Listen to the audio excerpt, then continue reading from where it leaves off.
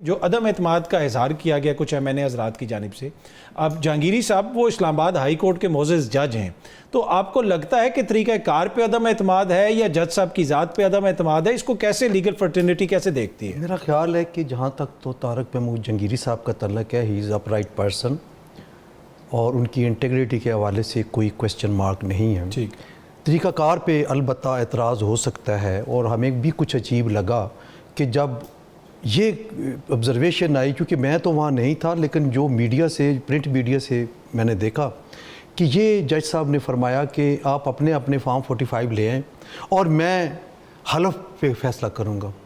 یہ ڈومین نہیں ہے الیکشن ٹریبیونل کی. ایک باقاعدہ پروسیجر ہے، آپ نے ایک سائڈ کی ایویڈنس مانگنی ہے، جو پٹیشنر ہوتا ہے، جو اپیلانٹ ہوتا ہے، ان کی ایویڈنس آئے گی تو اس کے بعد پھر رسپونڈنٹ نے اپنی ایویڈنس دینی ہوتی ہے. آپ سٹارٹ میں ہی یہ کر رہے ہیں کہ ہاں جی سارے 45 فارم لے آئیں، میں ذرا کمپیریزن کروں گا اور پھر میں حلف اٹھواؤں گا.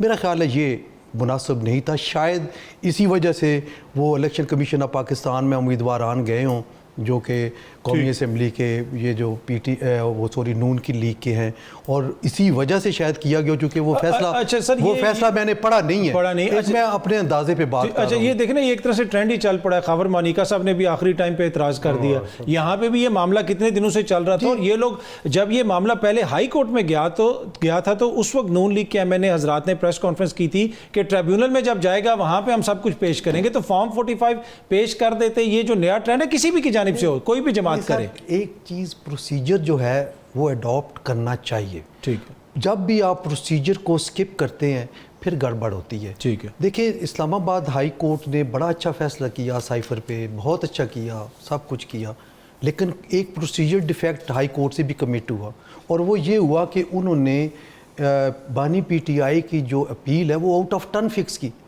اب عام لوگ ہمیں کہتے ہیں جی، جن کی اپیلیں ہمارے پاس ہیں، جدون صاحب کے پاس ہیں، یقیناً پنجوتھا صاحب کے پاس بھی ہوں گی، پریکٹسنگ لائر ہے ماشاءاللہ، کہ 2024 کا فیصلہ اور دوسرے مہینے کے بعد آپ نے وہ اپیل ٹیک اپ کر کے، تو باقی لوگوں کو کیا قصور ہے، ان کی کیوں نہیں اپیلیں ٹیک اپ ہو رہی؟ حالانکہ وہ فیصلہ آپ کے پروگرام میں بھی میں نے کہا تھا کہ سائفر والا جو فیصلہ ہے ٹرائل کورٹ نے بہت زیادہ فلاز چھوڑے ہیں. مطلب جج نے پروسیجر صحیح فالو نہیں کیا، اس کی غلطی بالکل نہیں کیا، ڈیفینس ایویڈنس نہیں، کیا کچھ نہیں کیا گیا اس میں. لیکن ہائی کورٹ کو تو پروسیجر اڈاپٹ کرنا چاہیے تھا. انہوں نے بھی یہ کیا کہ آؤٹ آف ٹرن اپیل ٹیک اپ کر لی. کوئی بندہ اس بات پہ بولنے کو تیار نہیں ہے. پی ٹی آئی والے شکریہ ادا کر دیتے کہ جناب چیف جسٹس صاحب آپ کا بہت بہت شکریہ کہ آپ نے خان صاحب کی اپیل کو آؤٹ آف ٹرن ٹیک اپ کر کے ہمارے اوپر مہربانی کیا اور انصاف کا بول بالا کیا، یہی کہہ دیتے. حسن رضا پاشا صاحب، جو جسٹس محسن اختر کیانی صاحب نے ایک بڑا سخت فیصلہ لکھا ہے، جو اداروں کے سربراہ ہیں ان کو بھی کہا ہے کہ وہ آئیں اس کمیٹی کے سامنے، جو ان کے چیزیں ہیں وہ بھی وہ اپنا جو ہے نقطہ نظر بھی پیش کریں. تو اوور آل یہ کوئی سگنیفیکنٹ ہے، یہ کیس، یہ فیصلہ سگنیفیکنٹ ہے؟ میرا خیال ہے کہ یہ بڑی اچھی بات ہے.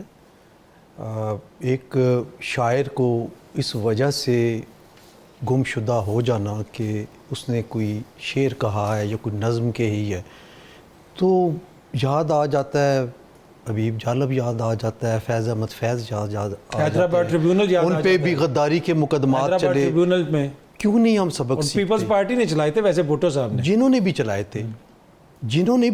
تھے، لیکن دیکھنا یہ ہے کہ کیا ان میں کچھ سبسٹینس تھا، کیا ان میں ان کی جو عوامی پذیرائی تھی اس میں کوئی کمی آئی.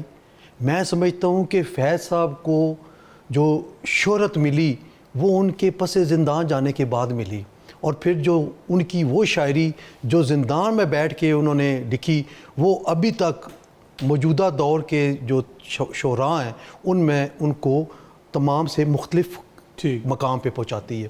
تو یہ چیزیں جو کریٹیو مائنڈڈ لوگ ہیں ان کو آپ اس طریقے سے اگر سائیڈ لائن کریں گے تو معاشرہ ہمارا کدھر جا رہا ہے. یہ چیزیں نہیں ہونی چاہیے.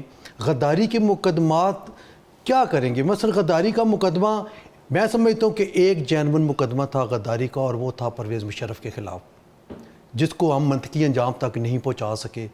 ان کے مرنے کے بعد سپریم کورٹ آف پاکستان نے یہ قرار دیا کہ وہ انہوں نے واقعی وہ مرتکب ہوئے ہیں.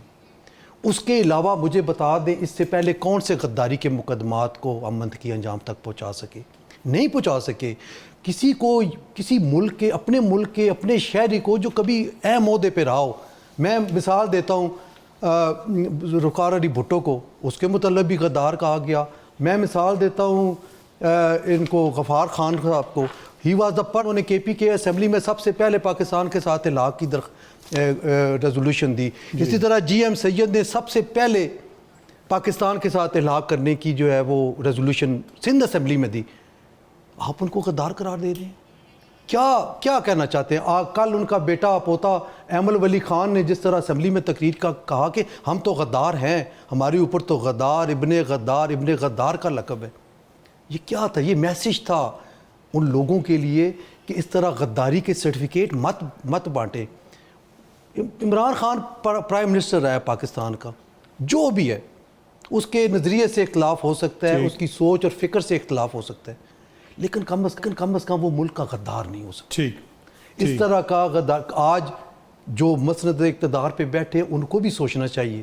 پر اس کے آگے سر یہ کل یہی ان پہ بھی ہو سکتا ہے. پر مسئلہ یہ نا کہ سر یہ جو اس طرح کی غداری کی باتیں ہوتی ہیں, یہ سرٹیفکیٹ بانٹے جاتے ہیں, اس کے آگے پل کون باندھ سکتا ہے؟ یا عدلیہ یا پاکستان بار کونسل, دیگر جو بار کونسلز ہیں. آپ لوگوں نے کہا کلیدی کردار ہے. اب یہ جسٹس محسن اختر کیانی صاحب نے تو ایک فیصلہ دیا ہے. We appreciate it. اب بات یہ ہے, دیکھیں ہم نے کیا کرنا ہوتا ہے, ہم نے پروٹیسٹ کرنا ہوتا ہے, ہم نے اپنی آواز بلند کرنی ہوتی ہے.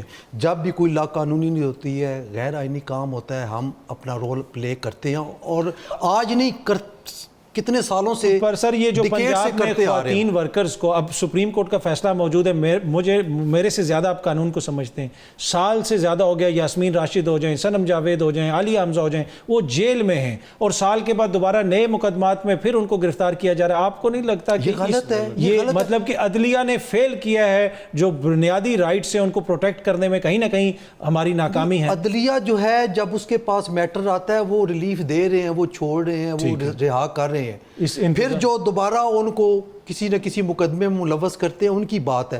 میں اپنی بات کرتا ہوں, چھوڑیں پولیٹیکل ورکرز کی بات کو ایک سائڈ پہ رکھتے ہوئے میں لائرز کی بات کرتا ہوں. کتنے وکلاء کے خلاف 788 کے پرچے ہوئے ہیں. کیا آپ لوگوں نے احتجاج بھی کیا؟ اپنے ایمان سے بتائیں, وہ معزز جج صاحبان بتائیں کہ جنہوں نے انیشیٹو لیا جی کہ ان کے پاس 788 کے مقدمات کریں. ٹھیک ہے, کیا وہ 788 کی تعریف میں آتے ہیں؟ ٹھیک ہے, اگر آتے ہیں بے شک ان کے خلاف کارروائی کریں. خالی ہاتھ ہیں, ہاتھ میں ڈنڈا بھی نہیں ہے. اسلام آباد ہائی کورٹ میں 40 وکلاء یا 50 وکلاء گئے تھے چیف جسٹس صاحب کے چیمبر میں. غلط کیا ہے, ہم نے کنڈیم کیا, بطور ادارہ کنڈیم کیا, لیکن دیکھنا یہ ہے کہ کیا ٹھیک ان کے خلاف 788 لگتا ہے. افسوس یہ ہے ہر پولیٹیکل پارٹی پہ جب مشکل وقت آتا ہے وکلاء کی طرف دیکھتے ہیں اور وکلاء اپنا فرض ادا کرتے ہیں.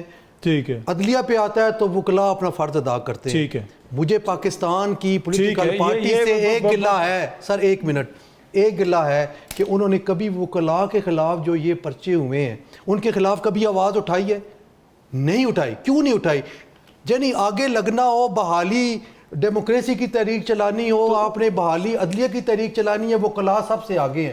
لیکن جب ان کے خلاف کارروائی ہوتی ہے تو پھر ٹھیک ہے, کسی پارٹی نے آواز نہیں اٹھائی.